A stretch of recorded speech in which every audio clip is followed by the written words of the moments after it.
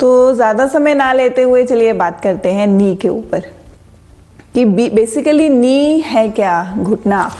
अगर अपनी समस्या को समझना है तो सबसे पहले घुटने के बारे में थोड़ा हमें नॉलेज होना बहुत ज़रूरी है कि कहाँ कहाँ समस्या हो सकती है, और कुछ जो पेन है क्योरेबल होती है जिन्हें हम घर पे किसी तरह की स्ट्रेचिंग करके उनकी स्ट्रेंथनिंग मोबिलिटी अपने नी की, अपने जोड़ों की, अपने मसल्स की करके हम उनको स्वस्थ रख सकते हैं और आने वाली इंजरीज से भी बच सकते हैं। देखिए बेसिकली इंजरीज कई बार कुछ एक्सीडेंट्स ऐसे हो जाते हैं कि कुछ ब्रेक हो जाता है, अभी मैं नी के बारे में आपको बताऊंगी थोड़ा। तो कुछ समस्याएं जो होती हैं वो हम घर पे भी ठीक नहीं कर सकते, हमें स्पेशलिस्ट का हेल्प लेना ही पड़ता है। तो उसमें कोई भी दिक्कत नहीं है। अगर कुछ ऐसी समस्या बढ़ चुकी है कि आपको लगता है कि डॉक्टर के पास जाना चाहिए, तो बिना देरी किए आप ज़रूर जाइए, एक बार अपना चेकअप अच्छे से कराइए, समस्या पता लग जाए तो उसका हल निकालना फिर ज़्यादा आसान हो जाता है। और कई बार क्या होता है, किसी वैसे कारण से दर्द हो जाता है, कई बार हम बहुत ज़्यादा ट्रैवल करते हैं, ज़्यादा देर सिटिंग से, स्टैंडिंग से, कुछ गलत पोस्चर से, कुछ पैर ऊंचा नीचा रखने से भी नी में पेन आ जाता है। तो चलिए अभी मैं आपको थोड़ा सा इसका हेल्प लेते हुए नी के बारे में समझाने की कोशिश करूँगी, ठीक है। तो ये हम ऑब्जेक्ट यूज़ कर रहे हैं। बेसिकली जो हमारा नी है वो इसी तरह कुछ दिखता है, ठीक।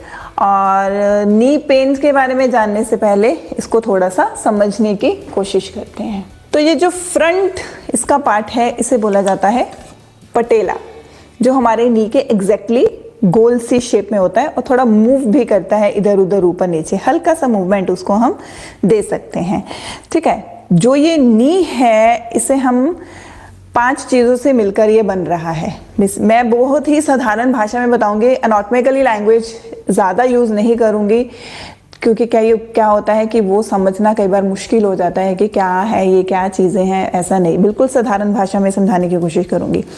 तो 5 चीज़ें बेसिकली इसमें होती हैं। सबसे पहले कौन सी होती है? बोन्स, हड्डियाँ, ठीक है। उसके बाद 2 बोन्स को जोड़ के क्या बनता है? ज्वाइंट, जोड़ बन जाता है। और 2 हो गई, पहली क्या बोली मैंने? बोन्स, दूसरी क्या बोली? ज्वाइंट्स, तीसरी लिगामेंट्स। नीज के अंदर लिगामेंट्स अपना बहुत ही एक अहम भूमिका निभाते हैं, और नी को, टांग को फोल्ड करने में, सीधा करने में, थोड़ा इधर दाएं बाएं मूव करने में जो काम करता है वो बेसिकली कौन करता है? लिगामेंट करता है। उसके बाद मेनिस्कस, वो चीज़ें भी मैं धीरे धीरे आपको दिखाऊंगी। और लास्ट में है हमारे मसल्स और टेंडन्स, ठीक है। अब बात करते हैं पहले बोन्स की।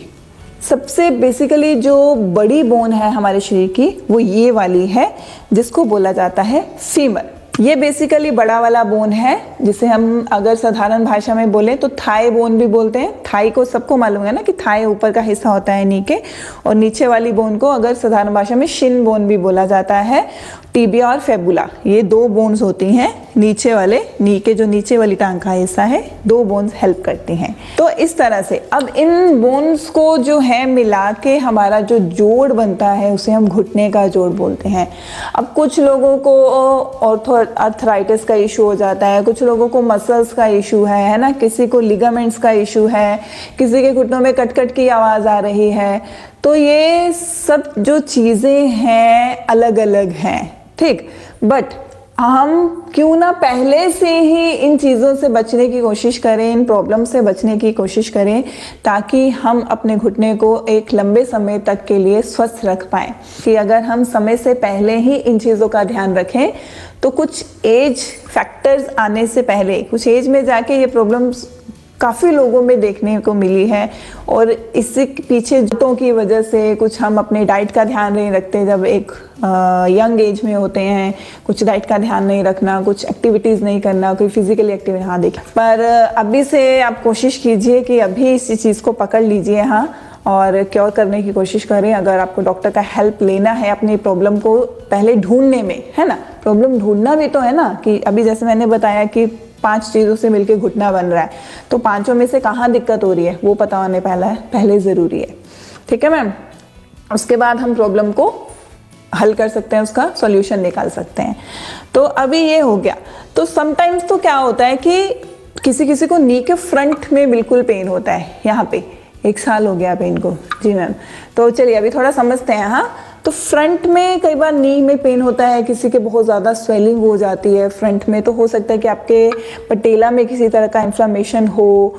कई बार कहीं ठुक जाता है, कहीं लग जाता है, उस वजह से जो पटेला का ये जो हिस्सा है वो डिस्प्लेस हो जाता है थोड़ा सा। ये जो अंदर हमारे बोन के साथ ये जो जुड़ा हुआ हिस्सा है, ये फ्रंट वाला, कई बार वो अपनी जगह से इधर उधर थोड़ा मूव कर जाता है। समटाइम्स वो राइट साइड मूव करता है, समटाइम्स वो लेफ्ट साइड मूव करता है। रीज़न क्या है इसके पीछे?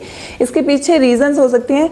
अभी मैं वही, जैसे मैंने बोला, एनाटॉमिकली मैं ज़्यादा नाम यूज़ नहीं करूँगी क्योंकि मुश्किल होगा समझना। तो आसान भाषा में बताती हूँ कि मांसपेशियाँ होती हैं ना, वही जैसे मैंने लास्ट में बताया कि जो 5th पार्ट है मसल्स और टेंडन्स, जो मांसपेशियां हैं वो क्या करती हैं, इन जोड़ों को, इन हड्डियों को एक तरह से पकड़ के रखती हैं।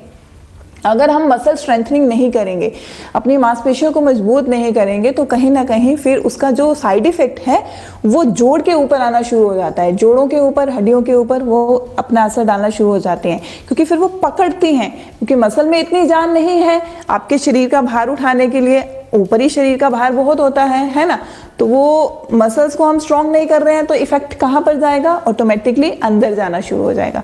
तो अगर इस साइड का मसल वीक हो रहा है तो वो पटेला को अपनी तरफ ये मसल्स खींचने की कोशिश करेंगी। ठीक है, किसी भी तरह की मसल्स हैं जो साइड वाली हैं, अगर वीक हो रही हैं तो वो पटेला को अपने कंट्रोल में लेने की कोशिश करेंगी कुछ हद तक। इस वजह से भी नी पेन होता है।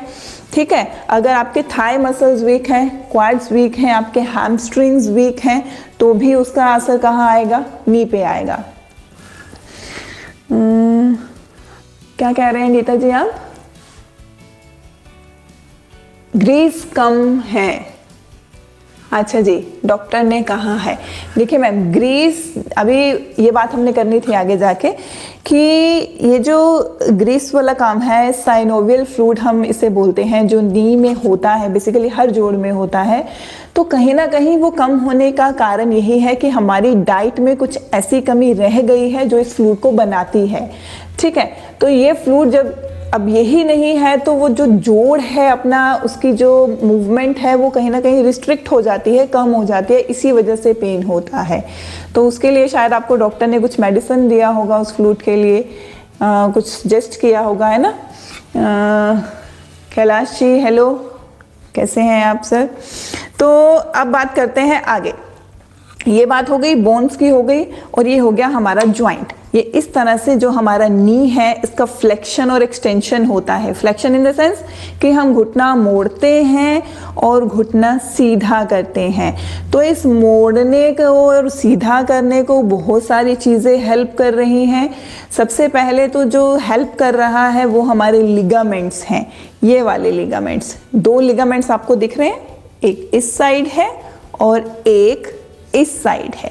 ठीक है, ये लिगामेंट्स जो हैं वो हेल्प करते हैं लेग को थोड़ा इधर उधर मूव करने में और थोड़ा इस तरह से हल्का सा रोटेशन लेने में। ठीक है, हाँ जी गीता जी, मैं अभी बताऊंगी, पहले थोड़ा समझते हैं अभी आगे। और तो लिगामेंट्स जो हैं, ठीक है, ये जो है, ये साइड पे जो बड़ा वाला आप देख रहे हैं MCL। ठीक है, अभी मैं इसको शॉर्ट फॉर्म बता रही हूँ। MCL ये वाला हो गया और LCL ये वाला हो गया। ठीक है, जो MCL वाला है इसको मीडियल बोलते हैं और लेटरल बोलते हैं। अभी ज़्यादा साइंस हम ज़्यादा सीखने पे फोकस नहीं करेंगे, हम थोड़ा सा वैसे ही समझते हैं कि ये लिगामेंट्स हो गए। ठीक, और 2 लिगामेंट्स होते हैं, अभी बैक साइड से दिखाती हूँ, इस तरह से ये 2 लिगामेंट्स हैं, एक एंटीरियर और एक पोस्टीरियर। एक थोड़ा बाहर दिखता है और एक थोड़ा अंदर होता है। वो हेल्प करता है नी को बेंड करने में और नी को स्ट्रेट करने में। समटाइम्स लोगों के लिगामेंट्स में इशू हो जाता है, लिगामेंट टेयर हो जाता है, फट जाता है किसी इंजरी की वजह से, या कुछ वैसे बहुत ज़्यादा कुछ और प्रॉब्लम हो जाती है जब अपनी मसल्स और बोन्स वीक होना शुरू हो जाती हैं। फिर धीरे धीरे जब नी पे प्रेशर आना, बॉडी अपना प्रेशर लेना कम कर देता है नी पे, तो धीरे धीरे फिर वो इंटीरियर अंदर अंदर अंदर अंदर अपना इफेक्ट और अंदर तक डालना शुरू हो जाते हैं। ये होता है।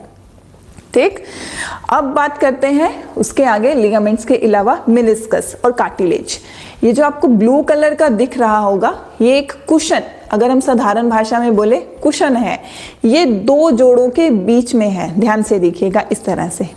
ठीक, ये बहुत ही कंफर्टेबल रखने में हेल्प करता है नी को, ताकि एक बोन दूसरी बोन के साथ जुड़े ना, टक्कर ना खाए, है ना। क्योंकि जितना ये इसकी हेल्थ अच्छी होगी, मेनिस्कस जितना अच्छा होगा, उतना हमारा नी सेफ है।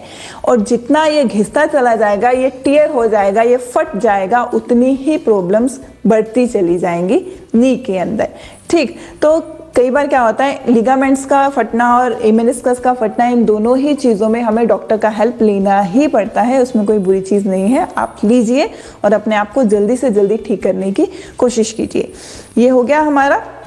अब जैसे उन्होंने बोला कि फ्लूइड कम है नी के अंदर, फ्लूइड क्या करता है, वो बिल्कुल ज्वाइंट के अंदर ही होता है, चिकनाहट रहती है उसके अंदर। ये मेनिस्कस तो है, कुशन का काम कर रहा है, इसका अलग काम हुआ फ्लूइड, जिसको साधारण भाषा में बोलते हैं कि ग्रीस खत्म हो गई, घुटनों की ग्रीस खत्म हो गई, है ना।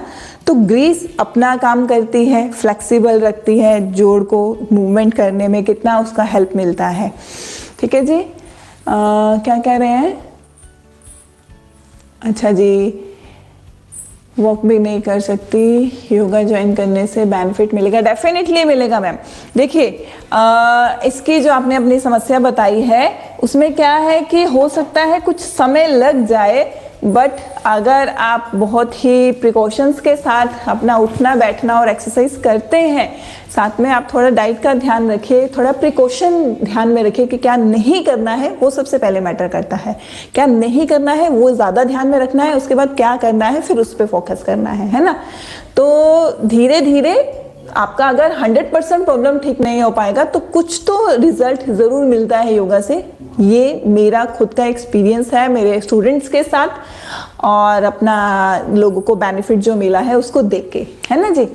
तो चलिए, तो ये बात थोड़ी सी बेसिक सा नॉलेज जो नी का मैंने आपके साथ डिस्कस किया।